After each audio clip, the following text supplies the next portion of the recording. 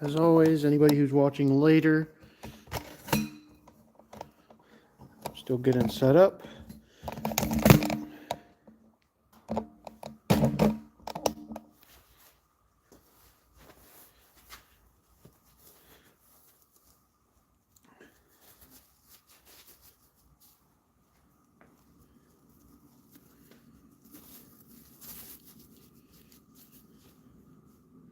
There's my finger that I can use. Good evening. Got some exciting news. What's up? It is cold out here. That's my exciting news. It is like 16 or 18 degrees.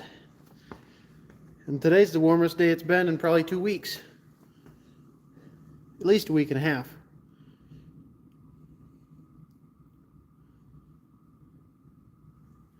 We had some snow, but it's been melting today.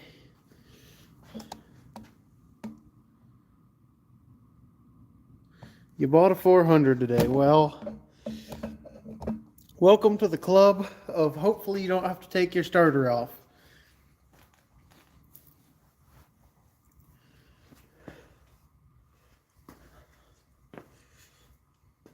I consider selling my 400 occasionally, but it's one that I don't think I really want to get rid of just yet. Man, it is chilly out here.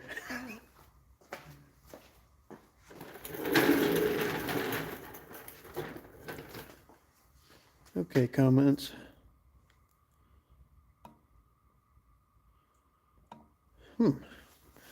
It's sticking around for some reason. You know what year your new 400 is?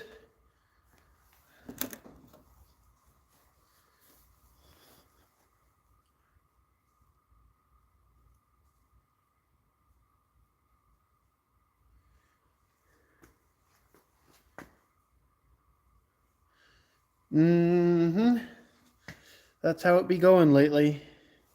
You freeze your dick off if you do anything outside. I've done a little bit of stuff outside. I wanted to make a few videos. Wanted to make a follow-up to the cub versus deer video. But damn cub has water in the transmission. I've never ever had a Peerless 2300, aka John Deere Gear Drive, get water in the rear end. They're sealed up tight enough. But evidently the cubs are pieces of shit. They're not sealed up tight enough. So it's full of water apparently. So it still won't move. It's frozen in place. Once it thaws out, hopefully next week, I need to drain the rear end and put new oil in it, which I don't really know if I'd have done anyway. I don't really mess with transmissions a lot as far as fluid changes unless I'm actually doing something to the transmission. But I did just get it, so I hadn't gone over everything and checked over everything yet. I was still going through it, but the damn thing's full of water. So for the last week and a half or better, it's been stuck in place. It won't move. It won't go into any gears. The shifter is froze in place. It won't roll. So, you know, great. But maybe next week when it warms up and thaws out a little bit, I'll get to make the video I wanted. I was hoping to have it made this past week and up yesterday morning or this morning for you, but instead I went ahead and did that snow plowing video, which was kind of not great. It'd have been way better if I'd have had a way to tell where the camera was pointing.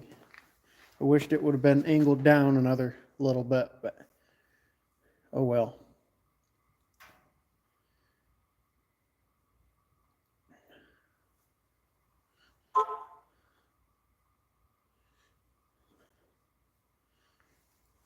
Let's see here. What time do we have?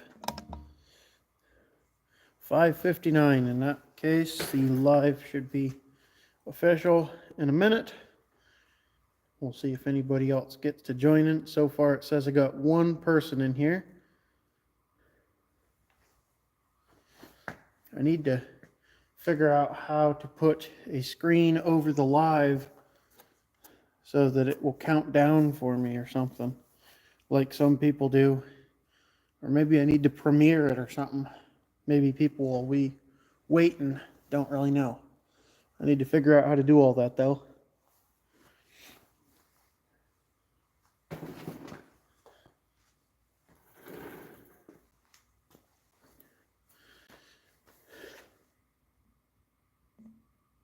It is officially time. It is 6 o'clock, meaning we're going to get started. You got 400 3-point parts. I got the rock shaft. Yep, I have a rock shaft, but that's the only thing I have extra. We're going to go ahead and get started. As far as projects in here, I don't think I've done much of anything since the last live. Like I said, it's been in the teens on some of the warm days in the last 2 weeks. I do have the Gravely engine itself done. New points, coil. Well, coil I didn't put a new one on. It should still be good. Condenser. I did the exhaust, rebuilt the carb, all that stuff. I need to get it running and change the oil. The only thing I have left to do on it, and I'm talking this 432, is I need to rewire it. The wiring in it's kind of a fluster cluck. So once it's rewired, and I need to clean the tank also, once those two things are done, it should be runnable. And then the 400, I still have not taken the starter in. Things have been just a royal fluster cluck, and I've been working on other projects, so it hasn't been in the budget and this and that. So it'll get done eventually, but not just yet. As far as plowing videos, one came out this morning or yesterday morning. I don't even remember when I scheduled it for. I think this morning. And let's see here. There's no other plowing in the near future that I can see. The snow is melting today, and next week's going to get warmer, so it's going to melt next week also. So we'll have to see if we get any more snow this winter. Dang, you need the arms. Well, I ain't got you a set. I had to buy a set for mine when I got it. What all is missing off the 108? I have no idea. A lot of stuff. Lots of engine parts. All the engine tins and the head is missing. And yeah, I don't really know. I don't have any Cub parts books, and I'm not a Cub guy. I have no idea what parts should go where, so I cannot tell you what it's missing. I really have no idea. I know it's not complete, though. Why? Do you need a Cub 108? I got a 105 and a 122 I'm going to sell also.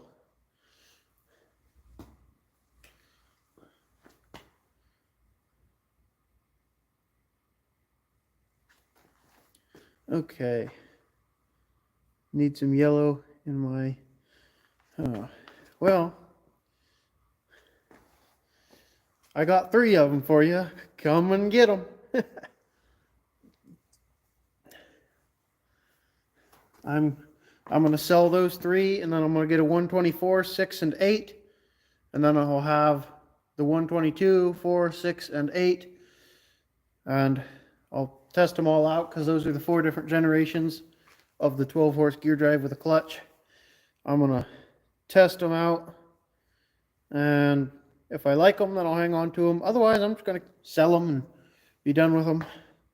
But I do want to give them a fighting chance, not just try out one and say they're junk. Even though having one, I mean, they are significantly junkier than a John Deere. But I do like the clutch is smoother on them. The variator doesn't usually work right on the John Deere, so it's easier to be smooth with the clutch on the Cub. And I do like the gear pattern a little better, I think.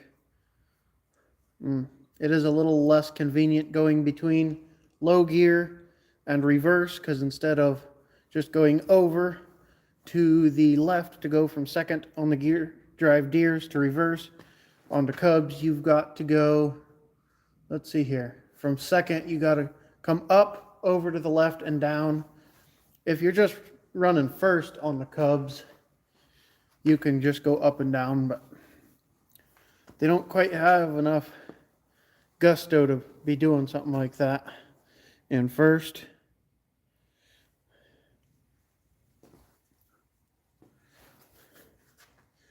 The gear pattern on the Cubs confused me. I may just use John Deere gear pattern. I like the gear pattern on the Cubs because I like to shift on the go with mine, and it's easier to shift on the go with the pattern that the Cubs have. So I like them there, but there's not really a lot of things that are better about the Cub than the Deere. If you watched my Cub versus Deere video, Deere beat Cub by, I think, more than double. And that was not like a planned out video or anything. I just, started going over things. And I did have a few good points in the comments. So if you watch that video, go ahead and take a look at the comments too. But the Deeres are definitely a way better tractor. I had somebody tell me I should do a Sears, get a Sears. And I'll tell you right now, Sears is pretty much the bottom of the bucket for garden tractors. It is the giantest piece of junk. The best part about Sears is the transmission. The rest of the tractor is junk. They're too light in the front end. They have a junk Humsa engine. So I will not buy one. They're too damn stupid to make a sleeve hitch for their tractor or a 3-point that can use universal attachments. Their 3-point is like 1/2 inch instead of 5/8, which is category 0. So you can't use any stock Brindley or whatever attachments on it. You got to use the Sears ones. So Sears are out of the question. Wheel horse, I hate those things. Those are another throwaway, like Sears. Boland's, they're pretty crappy too. I've not found anything that amounts to a Deere. The Gravely's are, they're decent, but they're not anywhere close to a Deere.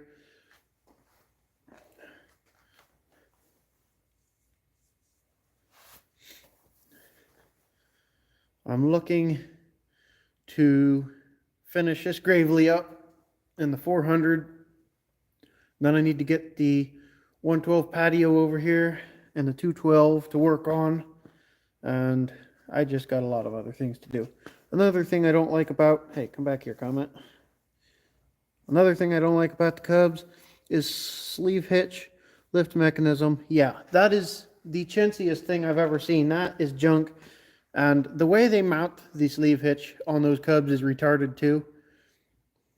If you guys comment and then I'm struggling to get back to your comment, it's because I'm wearing gloves. And the only way I'm able to scroll through the comments is I have a hole in this glove. I have to get my finger through to use the screen. So that is why I might be struggling to get to your comment, because I got a whole flustercluck there trying to happen.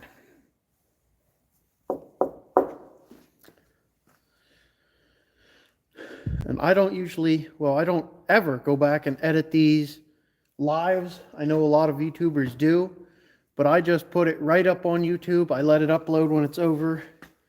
So for those of you who are watching after the fact, what you are seeing is the full unedited, uncut version of the live. I don't find any point in really cutting anything through because it's not an interesting video. It's more for the people that are here live to be able to ask questions and not have to wait for a response.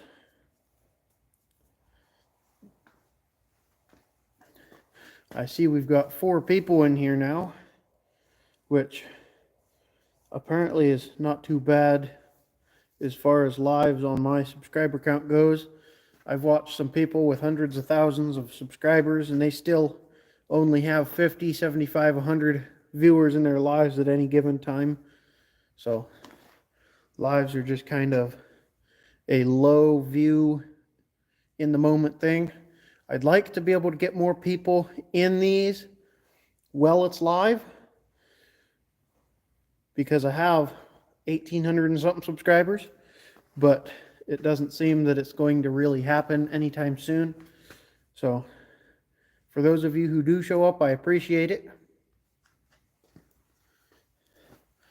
Also, I guess I'll probably put a poll up on the YouTube channel sometime this winter, not sure when, about this tractor here. It's a 1968 112 hydraulic lift side tag that I've been restoring. I wanted all 3 side tags, but I'm not really interested in having the 3 anymore. This is the only one I have so far. I'm not sure what I should do with it. I'd like to just get rid of it, but in the condition it's in, I mean, it's not done yet, so I won't get my money back out of it. I'm not sure if I want to finish it or what I want to do with it, so I might let you guys help me decide. I saw another thing, yep. Do you have a bore scope, or do you just take the head off? I don't take the head off, I just ignore the inside of the bore. If it will run, good. If it won't, then I decide, is it worth rebuilding? I do not bother looking at the bore, I don't care. If it'll run, I'll use it. If it makes funny noises, or it's so low on compression it won't run, I will make the decision, is it worth rebuilding to me, spending the money? Or do I just sell it, send it down the road, or let it go for parts, or what? I don't measure my bores, I don't look at them or anything. If it runs, good. If it doesn't, then it will either get fixed or gotten rid of. I don't mess with all the fancy dancy tools. So if your tractor runs and has compression, I would just completely ignore the bore. It's not really super important. If the bore's already shot, then you're not really going to mess it up a ton more. You're going to have to bore it out anyway. Come on now. And yeah, I mean, as long as your piston's not flopping around in the bore or some goofy stuff, I would just run it.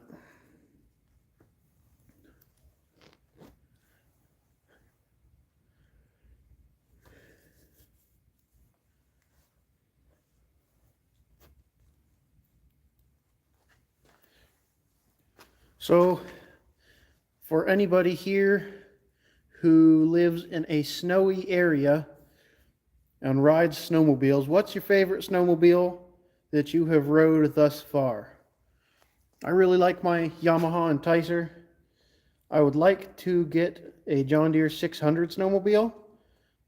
So if anybody has or sees one of those, I'm not looking to pay a boatload of money for one. There's one on Marketplace right now for $950, and I'm not going to come anywhere close to that because I get to ride it like once or twice a year if I'm lucky. So I'm looking to spend, you know, under $500 for one. But I'd like a 1973 600 just so I have a John Deere snowmobile. So if anybody sees one of those around, let me know. Come on now. I may have already asked you this, but 1,887 hours high for a COLAR K531. Well, kind of. I do remember, probably you asked me. We'll go over it again. I don't think it was in a live that we talked about it last, so we'll go over it here real quick. So, yes and no. If it was well maintained, then you'll get quite a few more hours out of it.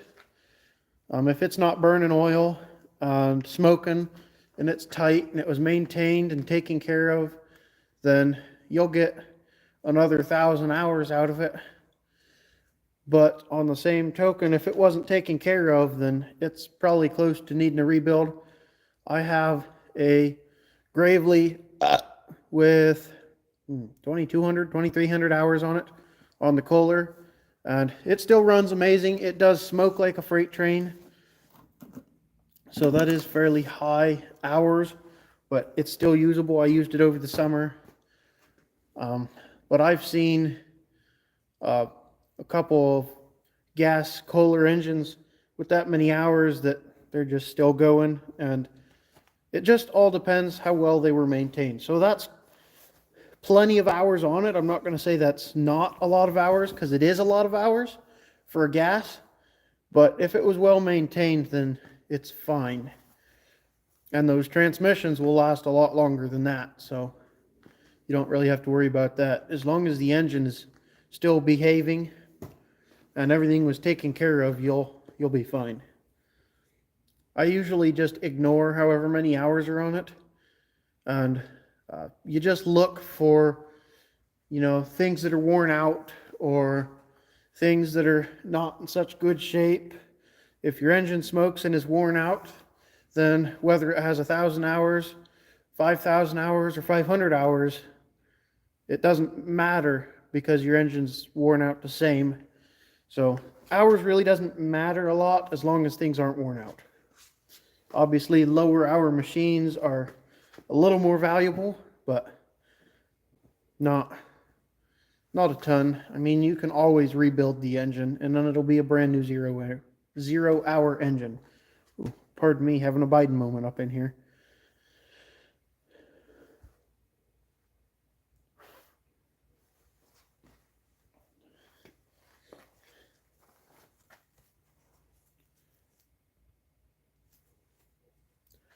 I have no idea how many hours are on mine.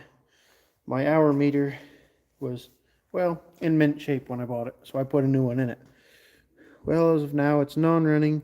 She is rough, but the oil did look pretty good. Had a lot of grease caked on the rims, so it was take care. Come back here. Come out of there.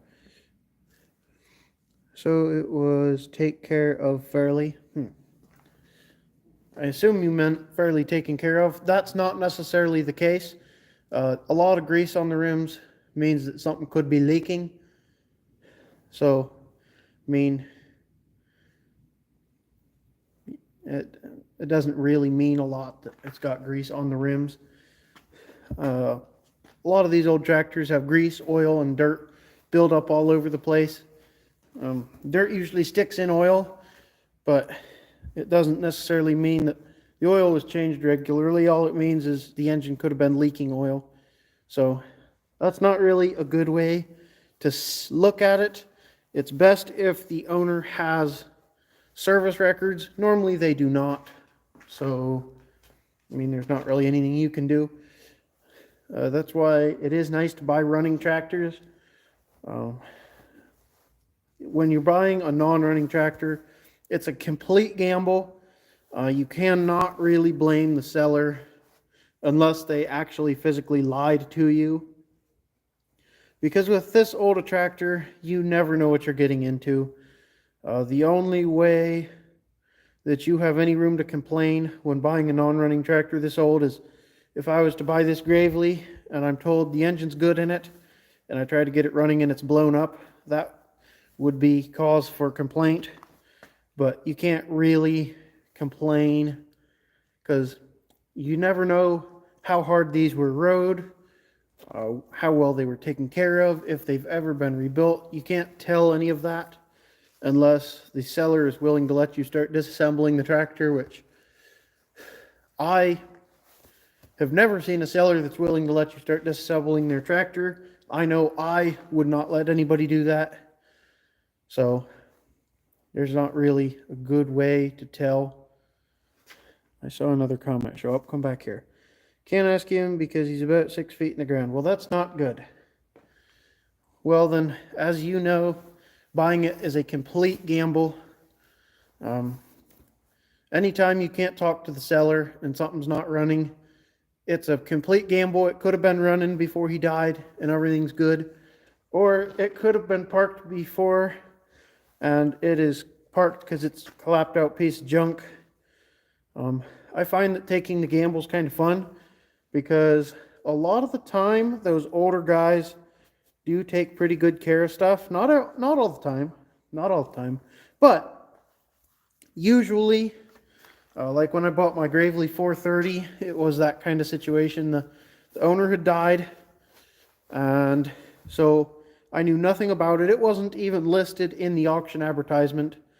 It was there when I went to actually look at things in person, and nobody had any information about it. They didn't know diddly about it, and I took the gamble on it, and I won with the engine. It doesn't smoke a lick, doesn't burn a drop of oil, runs amazing after I put a boatload of work into it.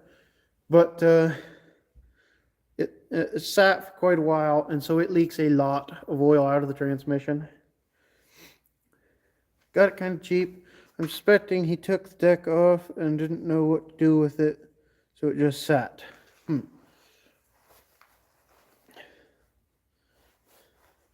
That's not usually something that I see, if you want my opinion. Guys don't usually take the deck off and then not know what to do with it, so they leave it set. He might have bought it without a deck, or he might have been taking the deck off to do something else. Hard telling.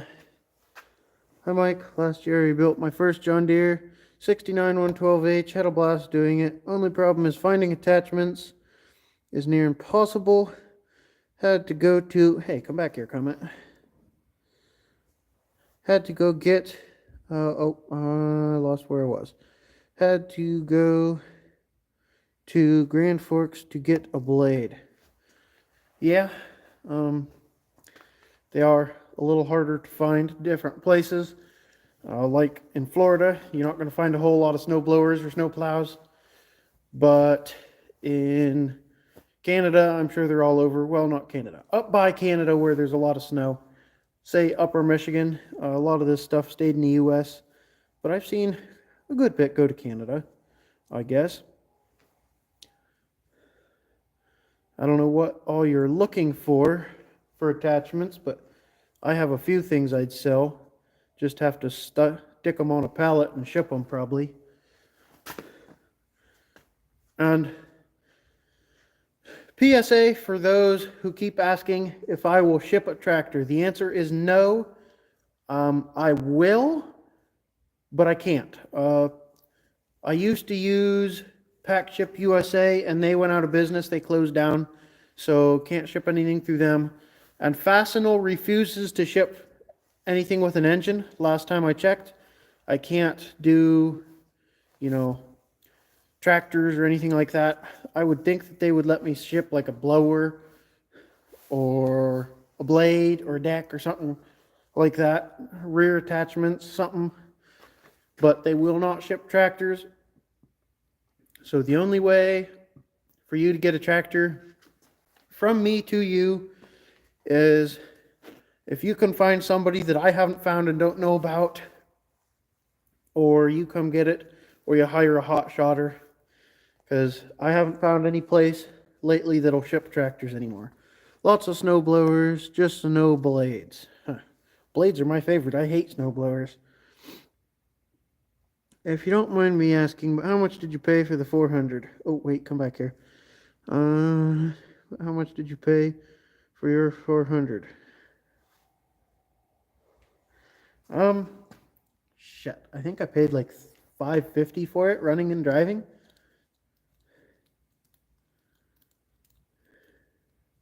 I don't remember. It might have been 600. Somewhere in that neighborhood. Somewhere around 550, 600, maybe 650, something like that. Running and driving with a deck. The deck is shot. It's rusted all out, but all the parts are good for it, other than the shell. And the tires all held air-ish when I bought it, but they were all shot, so I put new tires on it. It didn't come with those. And let's see here. I really haven't done a ton to it other than tires and hydraulic work. Put a new seat on it. And right now I'm doing the starter, but it's been fairly decent other than that. Not that I've got to use it. I don't think I've put a couple of hours on it since I've owned it, but it's not bad. I don't think I did too bad price-wise on it. I did buy a blown-up one shortly after that for $350, I think. Paid $200 less for my non-running and non-driving. $400 American dollar-ish. 350, 400, something like that. I don't know. They seem to go for $1,000 running and driving with a deck. I see them here in Ohio all the time for $1,500 with a deck and like a snowplow or something in fair shape. When I was looking for that one, there was one for $2,500 with deck, blade, blower, 3-point, and some other rear attachments and different things. And it wasn't a factory 3-point, it was some home brew, basically junk. And I mean, it stayed on Marketplace for years. I don't know if it's sold yet. I don't think it's bad price. As you said, 5 or 6 for 400 as a parts tractor. Yeah, I give $350 for mine for a parts tractor. $350 and it was blown up but complete. It had run and drove and didn't have any problems until he blew it up. And I kept a couple parts, switched them around with mine, and then I think I got $400 for it when I sold it.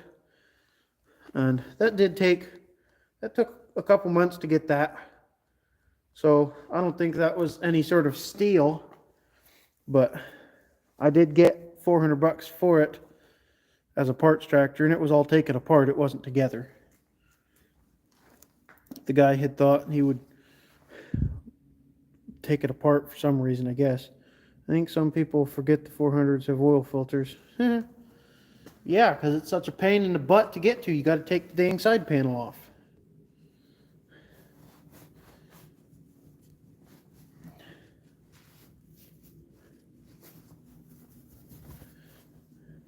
The oil filter tractors are more of a pain. I really don't like them. And it's not because of anything that they do wrong. It's just because I'm cheap and lazy and don't want to have to change a filter every 25 hours. So that's my reason for liking the non-oil pump tractors. I don't have anything against the pressure system itself. I'm just too cheap and lazy and don't want to have to buy a filter all the time. Yeah, if you can't say anything else about me, at least you could say I'm honest. I rather the non-oil pump ones because it's super easy. I don't have to have a filter in stock to change the oil. I keep oil here if I can find it. Lately I haven't been able to find it, so I need to find it somewhere. But yeah, it's just easier. You drain it, put new oil in, and you're done. You ain't got to change a filter. I saw another comment show up here. Do you have a 43C you'd be willing to sell? I might sell one of mine. I have 2. But I am definitely not giving it away by any means. It would be fairly expensive because I paid pretty good money for it. The one I might let go of.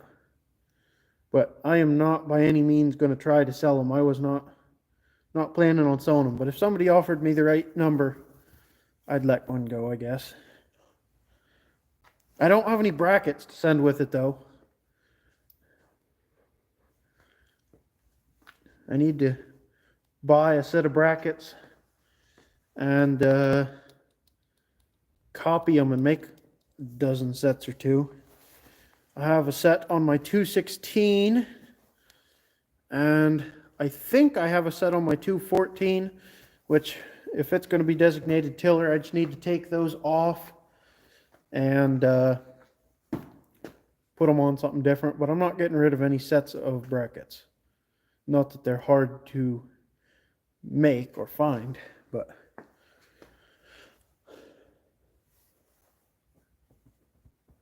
I think I have a factory set and a custom set.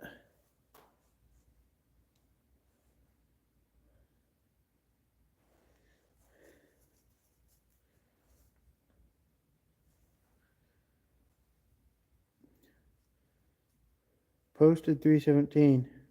Yeah, I still don't know what I want to do with that one. I'm going to keep the other one just because I bought it from the original owner. I'd really like to keep that one, get it usable, and set it up and till with it. But I don't really know. I just haven't done anything with it. So I figured that if somebody wanted to have that tractor for their collection, I would let it go. But if it doesn't sell and I get around to dragging it over here and getting it running again, because it hasn't run in about 2 years, if I get it back over here, then I'm not going to sell it. I'll change the oil in it because I don't remember if I did that when I got it or not. So drain the oil and put new engine oil in and make sure the transmission's full. And I'll use it to till this summer. I did till with it a little bit when I first got it just to experiment, and it does a heck of a lot better tilling than the gear drives do. Not sure why. It breaks the dirt up nicer. Probably because of the direction that it turns. I think it turns backwards. I don't remember. If you're ever, I'll come back here, comment. If you ever get a chance, there are pictures of my 400 on my commentary page on my YouTube channel. I'll try and remember to take a look, but my memory's, well, not really there anymore. So if I forget, you can comment or whatever, I don't know. And again, like I go over every time, for those of you who want to message me outside of YouTube for whatever reason, now don't just go messaging me just to say hi, just say that in the comments. But I have my Instagram, it's Mike Starcher YouTube. That's set up for the channel. I do not yet have a Facebook for the channel. Facebook is a bit more particular and bitches about everything.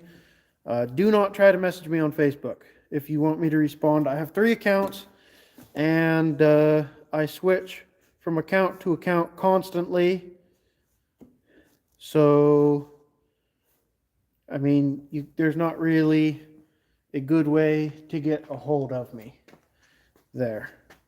I'm not in the market to accept all the friend requests for everybody, because I'm trying to keep my personal accounts personal, and I don't need to be trying to figure out who's messaging me where, and I already have enough of that. When I switch accounts, people are trying to message me on my other accounts. So if you need something, email me, which is occasionally down in the description. I'll drop it under here if I remember, or go to my Instagram and message me there. And I'm not going to guarantee I'll respond immediately on either. Instagram's not always good about telling me that I have a message, and I do not check my email very often.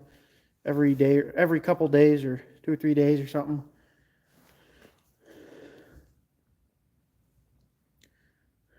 You get tourist? How cool. I get some.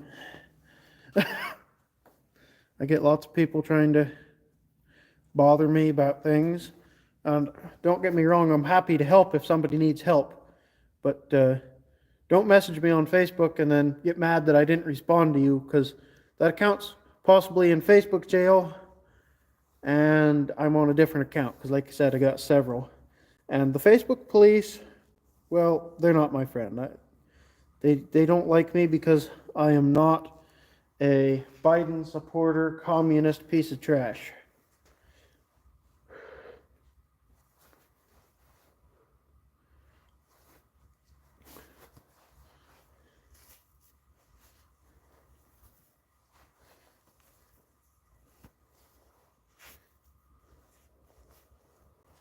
Alrighty then. It is 6:34. We got any other... Oh, here we go. Here's another comment. Democrats, my last favorite. Yep. Any other questions or comments? It is plenty cold enough out here. So I'm going to try and wrap this up a little early today. kind of chilly. My toes are cold because I'm just standing here on this cold concrete floor, and no, I'm not barefoot. It is 15 degrees, guys. So what else do you have? As usual, any video requests, let me know. I'll try and get to them. I don't usually have anybody request any videos anymore. Occasionally I'll have one or two people ask for something specific, but I haven't had a lot lately. So if anybody has a request, let me know. People don't look at the tractors anymore. They look at what you are wearing. Well, I'm wearing shoes today because it is cold as hell.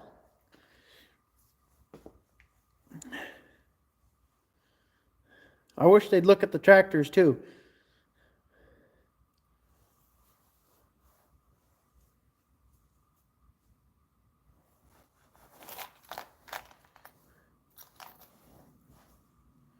Does this work? Nope. Gotta get my finger out again.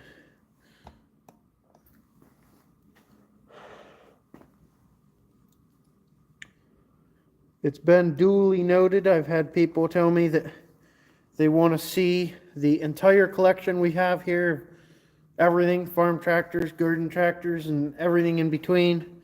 So, like I said in the video that I talked about that on, that'll be a spring or summertime thing because, well, they're packed in here like sardines right now. You can't hardly get around. So, we need to, oh boy, need to wait till spring when we take some stuff out and move things around a little bit. Back to a teardown of my tractors. I get you wouldn't let them disassemble it, but what about a side panel on an oil pump tractor to see if the oil pump was replaced? You can't see the oil pump from the side. The 400, it's on top of the engine, and I believe on the KT17s, it's inside the engine. Oil filter. No, I really don't like to have people coming and taking stuff apart because too many times they look, see what they want or don't want, and then just leave and leave it apart. So no, until you have paid for it, you're not allowed to take any bolts or nuts out of it. I don't play that game. If you're buying a non-running tractor, then it doesn't make much difference. I try and tell people if they're blown up and I know it. Sometimes I don't check if I don't have something long enough. If it does run, chances are good that I have already changed the oil. So it doesn't really apply there. But no, I don't let anybody take anything apart because when it's not theirs, they're not careful with it. They'll just throw parts on the ground and lose them or scratch paint, and they just don't care. So no, until it's paid for, you are not to take a single bolt out of it. And I might sound like an asshole for doing that, but I'm not playing those kinds of games. Does my 500 have the belly screen? Well, it had it on it until the John Deere dealer took it off and refused to put it back on. And so now I'm just not sure if I'm putting it back on because I don't know if they broke it or if it was already broke, but it's ripped almost in half now. So I don't really know. I didn't put the one back on the 317 either. I have it sitting somewhere. So I'll definitely keep it around. I'm not selling it if that's what you're getting at. But I don't think I'll probably put it back on either. It just collects a bunch of dirt and debris. Woo-wee. This flow is cold. I should have brought my thermometer doohickey doodab beep beep button thingy out here to see how damn cold the floor is. Just wondering because I think a lot of them get broken. Yep, mine's ripped almost in half. The one from the 317's in pretty good shape, but a lot of them get lost. People take them off like I'm doing and don't put them back on, and then the tractor gets sold and the screen does not go with it. So that's where a lot of them go. It's just, I don't really know, easier to not put it back on, simpler, because you don't really need it. It's there to keep you from sucking things up in, which if you're doing a lot of mowing, yeah, it's helpful. But really, it collects a lot of stuff on the inside too, and deletes airflow and gets plugged up. So I don't really put mine back on. I should, just for the heck of it, but I don't, because I'm lazy. I don't do a lot of things because I'm lazy.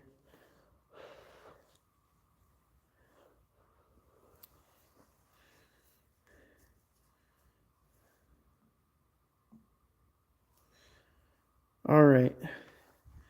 Anything more? We've been at it for almost 45 minutes. Since 6, we've been at it for 46 minutes since I started, but yeah, I bet once I take the belly pan off 400, I'll be eating dirt. She is a little dirty. Yeah, just take it out, clean everything off, and I will advise putting it back on because that is the right thing to do. But I'll be honest, I don't really do it on mine a whole lot because I'm lazy. I'm missing the screen on my 322. Yep. A lot of them are missing. And I don't know if my other 317 is missing it or not. I don't think I've ever looked underneath of it to look for it. And if I have, I don't remember it. So it might be gone, it might not, I have no idea.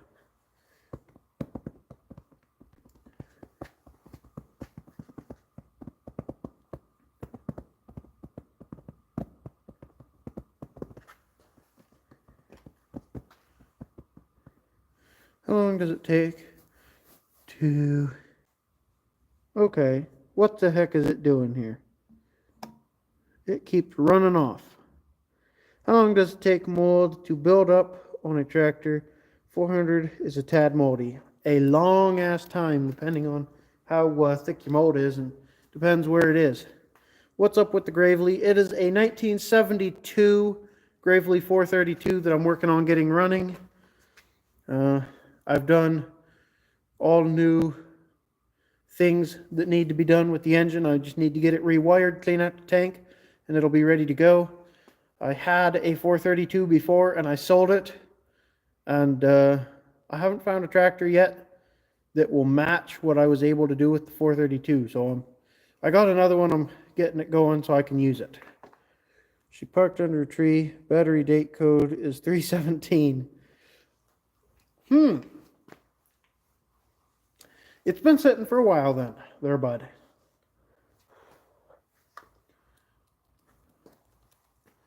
Figure they used it for, I don't know, a year or two.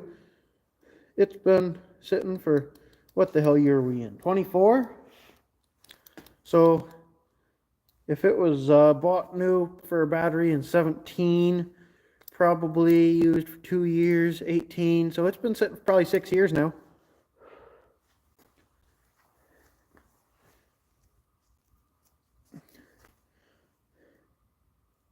Give her a nice tune up. Yep. Clean the points, and she might have spark after that. That's all most of them take. And if it's got gas in it, you'll have to rebuild the carb. Or if you're lucky, you can just clean it out a little bit. Some of them fuel pump tractors don't keep fuel in the carb a lot. So maybe you'll get lucky and just hit it with a squirt of ether and some fresh gas. Once you clean the points, it might just pop right off.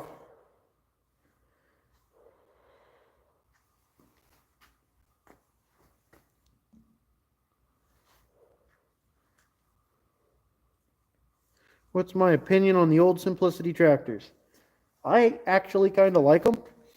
I've not had them a ton to use. I wish that they had used a COLAR instead of the Briggs engine that they have. But Briggs are still pretty good engines. I really like those too. I can't complain about them much. They're a really heavy tractor. I've had a couple. I really like them. Like I've said many times in the past years, they do not add up to a John Deere. The John Deere is still much better than them, but they don't seem to be bad. I wouldn't go and buy one of them if it was my only tractor and I needed it to be good and usable. I'd still buy a Deere, but I've been considering getting me a Simplicity just for the heck of it. Only bad thing is the mice. There is some in the air filter housing. Haven't looked. I'm thinking that the YouTube cut part of that comment off, but I'm getting the picture. There is mouse house beside the carb. Oh, that's normal. They like to live on top of the engine. Just evict them, no notice required, and tell them to get the fluff out and take over. They're probably dead as a doorstop anyhow. Long gone, so just burn their house down. Don't actually burn it, but tear their house down, throw it in a dump and ignore them. Most of these things end up with mouse house in the air cleaner or on the engine, or a lot of them get mouse house in the shrouds and the cooling fins, so you got to be careful about that because obviously then it'll overheat, or in the exhaust shroud on some of the 200 series. So mouse house, unless they've chewed the wires, you don't really have to worry about them a lot. There is some remain in the air filter though. Well, don't turn it over until you've cleaned that out. You don't want to suck any of that mouse house into the engine. Makeshift farm. I was working on JD STX38 last summer. There was a mega mouse house underneath the flywheel and such. Yep. They love to get in the flywheel and around it and in the tins and shrouds and just make a nuisance of themselves where they're the hardest to get out. Does the 400 intake, hey, come back here, Comet. Does the 400 intake have a grate on it? I thought it did. Yes, it does. It's in the elbow that bolts to the carb, not the air filter housing. I like the old Briggs over the COLARs personally. Just had better luck with the Briggs motors. I've had way better luck with the COLARs. The Briggs seem, in my experience, the COLARs seem to be better workhorses and the Briggs seem to be better play objects. The Briggs are, they'll take a beating and keep on going. They just don't seem to like to be worked a ton. I've always had problems with them when I work them real hard, but I've got them in a lot of things that I play with, and I have good luck with them. The COLARs, on the other hand, will just work and work and work and keep on going, but they don't exactly like to play. Dang mice. Rebuilding a COLAR 161 right now. Wow. A little 6-horse. That's a 7-horse. I don't remember. Never had one that small. Gotta have more power. Alright, that makes me feel better. So no mice have gotten in the engine. Well, you hope not. If it's been at an idle like it should be the whole time it's been sitting, then they can't get past the flutterby anyway, though. So make sure to clean everything out and blow it out before you try and start it or turn it over. Oh boy, 7-horse. Okay, that's what I thought. COLARs are like Mike. Don't know when to stop. That's rough. In an IH Cub 70. Huh, that has a 7-horse in it, huh? I like to have more power. The 8 horses and 7 horses and whatnot never did it for me. I got to have at least a 10. I'd rather have 12 or 14 because I do work mine pretty hard. So I try and get the biggest horsepower you can. On some of these, you can get bigger horsepower, but then you're switching to an Onan engine or whatnot. And Onans are almost the worst engines that were put in these. The Tecumsehs, aka Junkumpses, were completely the worst. The COLARs were the best, followed by the Briggs. The Briggs are pretty good engines. Spun the engine over a little bit. Don't think it was enough to hurt anything. If you did it by hand, then it shouldn't have sucked too much in. If you did it with the starter for very long, it probably did suck some stuff in. So hopefully there was nothing it could suck in. Yeah, I like putting bigger motors and stuff. No, that's not what I said. I don't condone putting a different motor in stuff. I like to have stuff with the factory engine that has a bigger motor. I don't I think it's dumb to switch out an engine, just buy something bigger. I just want to keep my Cub original though. I hate it when people don't keep things original. It really is just super annoying. People are constantly putting Predators and Hondas and Briggs in these John Deeres, and I just want to smack them alongside the head. The only reason for you to do that is for if it has a Junk Comsa engine or an Onan, it's a little more acceptable. But I still don't like to do it. I'd rather just get a tractor with the stock engine. That is what I want. I agree with you on that. Good. That's what I like to hear. This has a Junk Comsa in it, and if it was just a stock 112 manual lift, nothing special, not a side tag, then it would be a little better. But this is side tag hydraulic lift, so it's keeping its stock engine, and hopefully if I get rid of it, whoever buys it will keep stock engine also.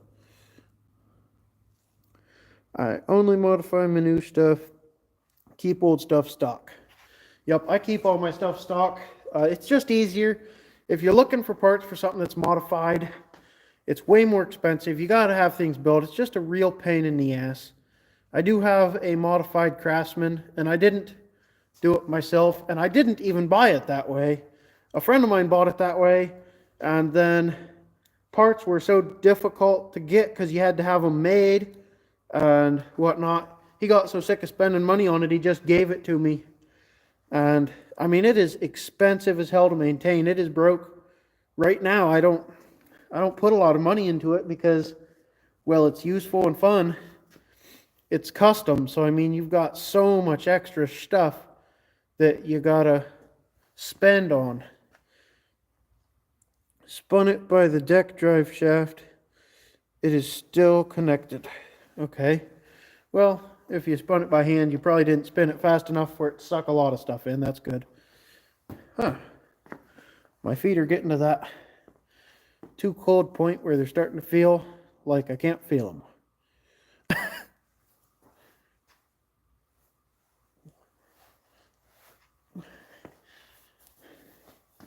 What time do we have? It says we've been in here for 58 minutes. 6:52. Well, I guess we'll go to the last 8 minutes. In 8 minutes, it's 7 o'clock. That'll be an hour for the official live. So we're going to go ahead and cut it off in 8 or 10 minutes. Unless there's nothing else that needs to be said, then I won't complain about cutting it off a few minutes early because I'm ready to go warm my feet up by the fire.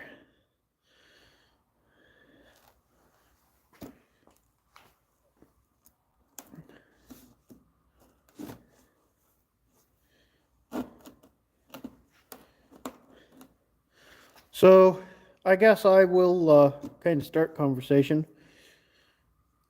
What is your favorite brand of garden tractors? What does everybody have? What do you collect? What do you have the most of? What do you want? You know, things like that. For me, my favorite's John Deere. I would like a few more Cubs to try out. Not sure if I'll end up keeping them. And I would like to get an 814 Gravely also. So, really don't like a ton of other stuff. I wouldn't mind having a Simplicity. I found a Home Light, which is a Simplicity. Thought about it. Not sure if I want to mess with it yet. It's not in the budget to buy and fix yet because I got too many other projects. But what's everybody else have and collect and sport? What's your favorites out there? I collect John Deere garden tractors, 210, 214, 110, 116. 116 is a lawn tractor. 314, and now 400. Well, you've got a few. You're a ways behind, though. I've got like 35 tractors. You got to get caught up, man. Come on now. Never was a John Deere guy until I got a 332 of the side. Come on back, Comet. Off the side of the road, free. Wow. But I'm definitely still a Simplicity guy. Deers are the best. They're my favorite. I love them. But yeah, I'm a fan of the simplicities too. Uh, they're not as good of a design as the John Deere, I will say that, but I like them. Also, you got an open frame one, open frame Deere, so maybe try out a closed frame or two. Those are the Ticket, the gear drive closed frame Deeres. Those are amazing. The open frames are more of a pain in the butt than they're worth, for me anyway. Do they make any smaller frames like these 4x4? No, they don't. The smallest ones that you can get four-wheel drive that are not these newer compacts and stuff is like the 650, 750. They're a larger compact. They're like the size of, I don't know. Heck, they're probably the size of a small car. They're not small, but they're not big. They're one that you can't just put in the bed of a truck. You can get those in four-wheel drive. Take a few off your hands till we are even. Well, that would be good. Yeah, just bring a whole trailer out here and take a whole load off my hands. I've got plenty to sell. I wouldn't complain about that. I need to sell some so I can, fix some others, aka buy more. My father owns 790 with 690 hours. Bought new in 03. Nice.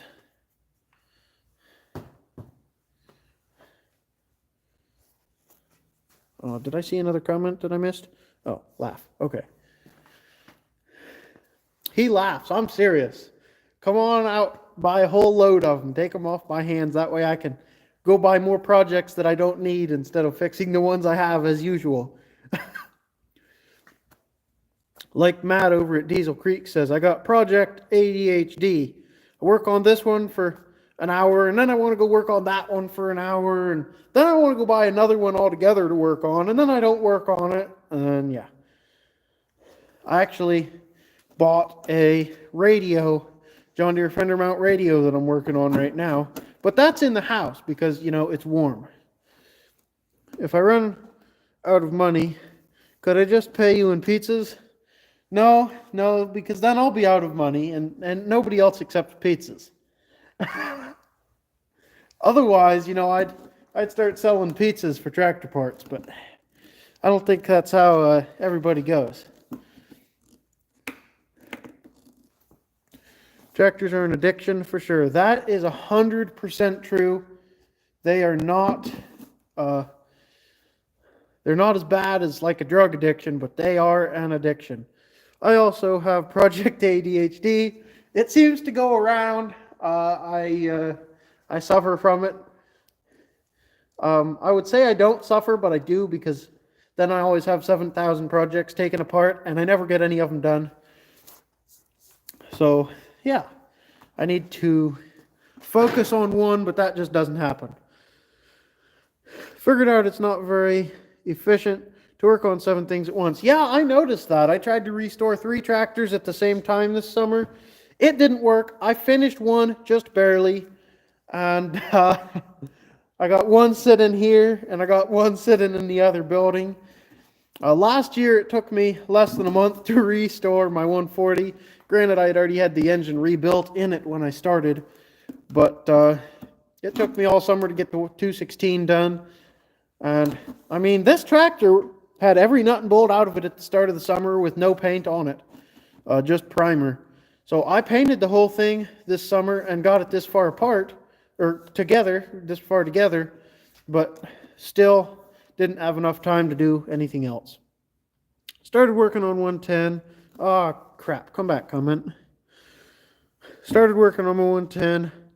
Now I'm on 400, and my 110 is taken apart, just sitting there. Yep, I feel it. I am constantly doing that. I have had this tractor since before I started the channel, and I took it apart literally as soon as I got it. And it has just been sitting apart because I've been working on other projects. So now I'm finally working on it. And we'll see how much further it gets than that this summer. Ah, crap. I might fully restore Cub 70 this summer after I have the engine all rebuilt. Well, if it's not original paint, you go ahead and do that. I despise when people paint the original paint tractors just because they are only original once, and they're actually worth more in original condition, believe it or not, than if you restore it. And of course, it's cooler. I don't restore original paint tractors. I have a few that I had bought wanting to get some restored, but I'm going to leave them original because they are original already. I got a 75-200, a 75-210 hydraulic lift, both original. I wanted to repaint, but I'm not going to now. I think my 208 might be original, but I don't know. So, yeah, I don't think I'm going to paint those three. Oh my, the comments are everywhere. My 400 is original paint, but the paint is in bad shape, faded and stuff. Well, leave it. Mine's kind of faded too, but original is only original once. Someone went and used a rattle can on some of the parts. Not a huge difference, but it's there. I'd like a hydraulic lift 200 series. I'm not selling any of those. I use rattle cans on all my restorations. That is completely rattle canned. My 216 is completely rattle canned. My 140 is completely rattle canned. Rattle cans are easier. They're not as cost effective, but they're so much easier. So I use rattle cans. You just got to know what you're doing and have a little bit of patience. Now, if you use I don't know about Cub paint, but if you go to restore, say this tractor here, you want to paint it brand new, looks beautiful. You go to John Deere, you buy paint, you paint it, it looks like that. Looks amazing. You go to TSC, you buy their quote unquote John Deere green, paint it, looks nice like that for a couple months. After a few years, that tractor would be completely blue if I painted it with TSC paint. A lot of people don't do it right, and then they end up like that. That's why I painted my 140, is because somebody used TSC paint and it turned blue. So use the correct high quality paint if you're going to do it. I know of Hydrolift Patio 112 I could pick up, but it's kind of rough. Well, what year is it? There is a 76-214 that doesn't run, but it's in nice shape for sale around me for $100. Is that a right deal? Yeah, that's a really good deal. Well, yeah, that's a pretty good deal. There's no well about it. Yeah, when somebody painted one of my tractors, I forgot which one, and I think they forgot to sand it. Oh, I don't usually sand mine. Well, I don't usually sand blast mine.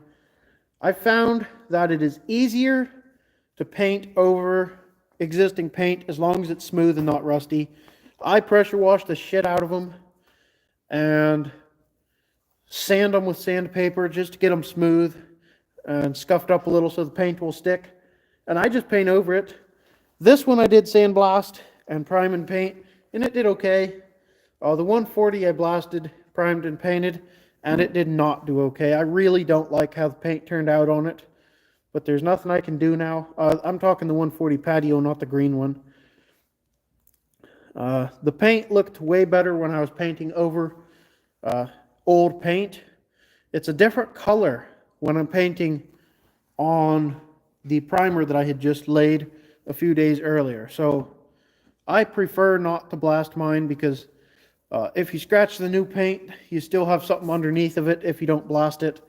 And I use mine, so I don't want to spend a boatload of money to do them. On something like this, I'll blast it and paint it, but otherwise I just paint over, make sure to sand everything. Okay, I've missed a lot of comments. It's in New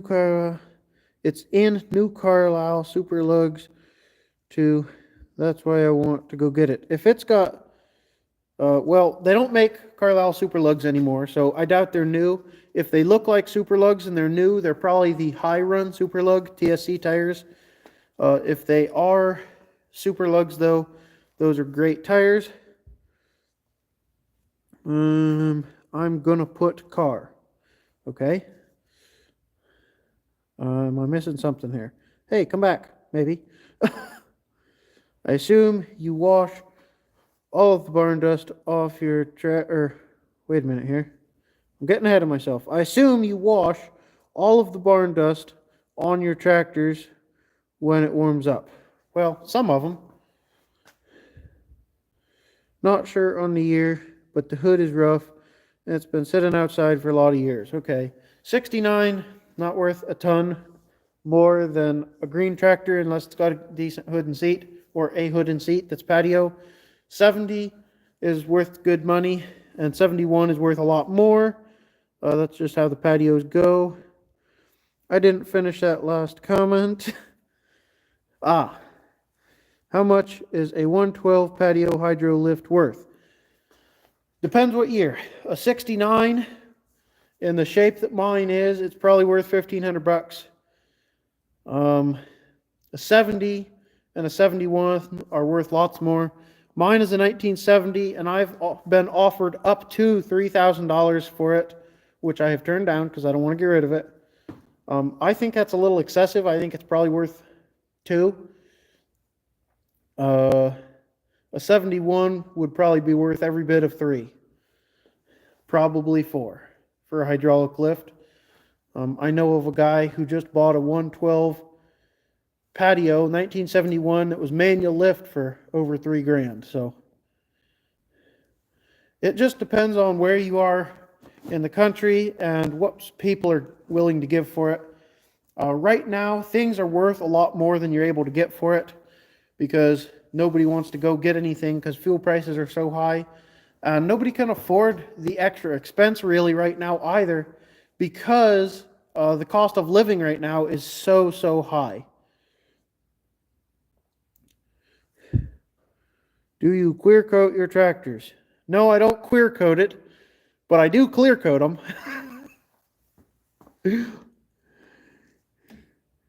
I bought a 112 a couple weeks ago. Turned out to be a undercover patio. What's your serial number?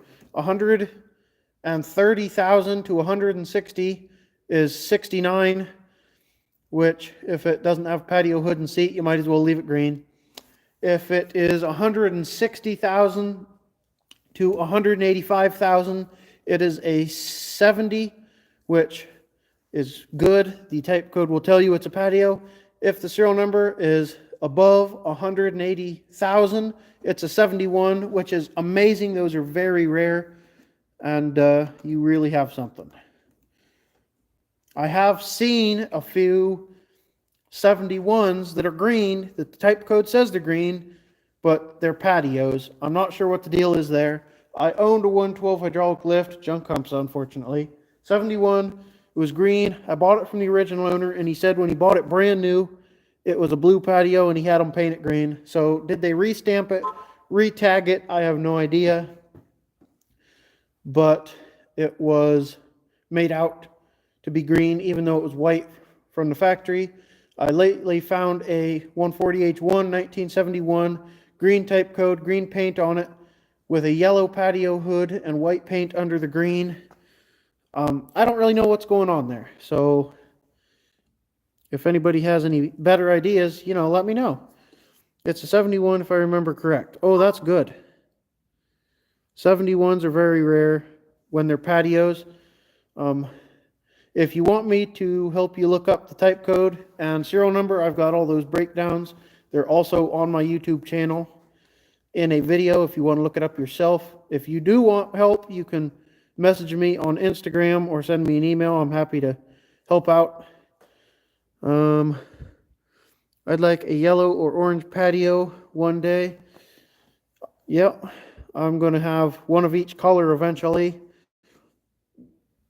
Where's serial number located on a 112? Never owned one. Okay, so on this 112, it's a side tag. You see the serial number right here. On most 112s, it's right over here, right under the steering shaft on the dash column. 68 was the only year they did the side tag, though. Yeah, I know, YouTube. I got more comments to respond to. Makeshift farm. I'd like a yellow H3.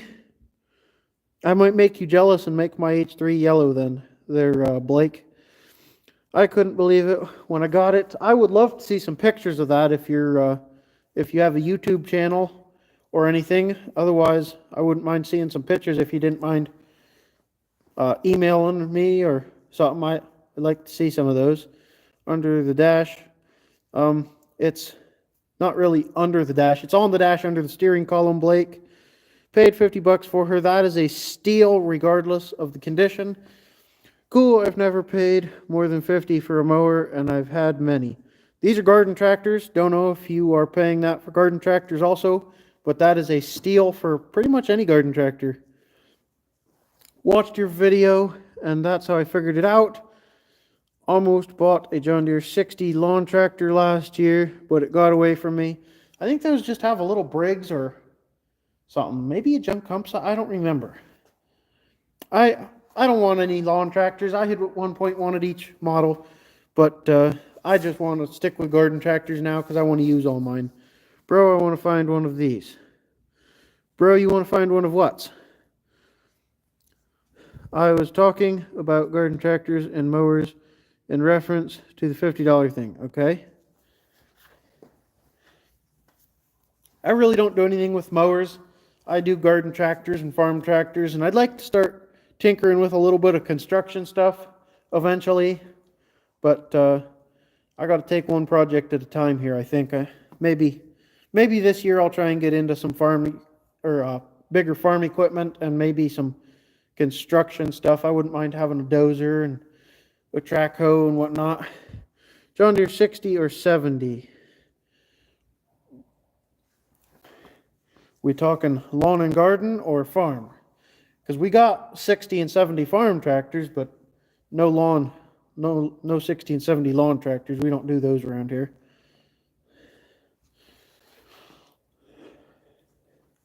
The least I've paid for a garden tractor is $0. The most I've actually bought one for was the 400. Going to get more into real tractors in the future, mostly Deutz and International. Oh, that's a mistake, bro. Those are the junky ones.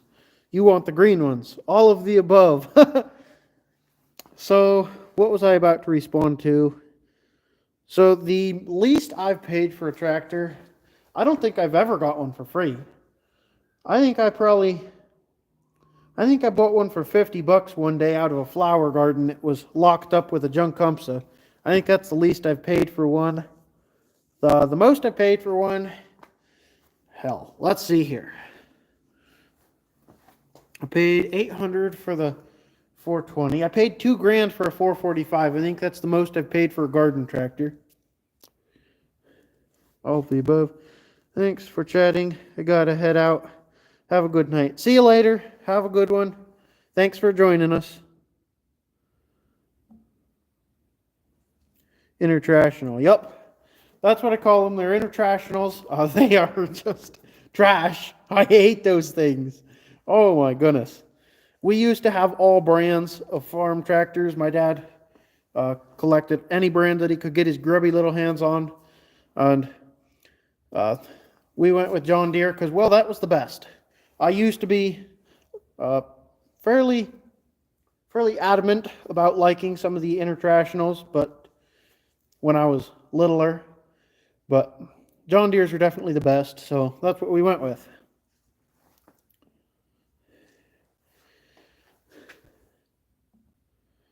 Well, it is 7:15. I see people are leaving. Best but not most expensive. I don't know about that. I see people are leaving, so I'm going to be getting wrapped up here pretty quick so I can head in. This is well, we're down to 3 people. This was fairly decent live. I appreciate everybody for joining. Those of you who are still left, that is. Thanks for being with me tonight, and I hope you enjoyed this, and keep your eyes peeled for the next video. I don't have one lined up to come out anytime soon because, well, it's been too damn cold. So as soon as the Cub thaws out, I'll be doing something with that. I need to get this rewired, and then that'll be coming out. So we'll see. But see you, Mike. Have a good one. You too. See you later, buddy. See ya. Thanks for joining. I'll see everybody later. Catch you on the next one. Come on.